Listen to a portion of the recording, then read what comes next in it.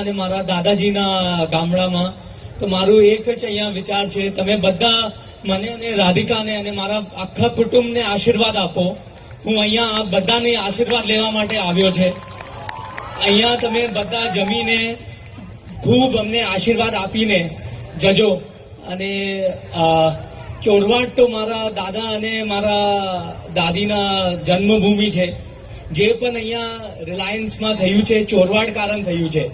દાદાજી ચોરવાડના છે અને મારું અહીંયા મારું એક વિચાર આવ્યું કે એક ધીરુભાઈ ચોરવાડથી ઊભો થયો તો અહીંયા આ ગામથી 10 ધીરુભાઈ ઊભા થવું જોઈએ, આવું મારું વિચાર છે.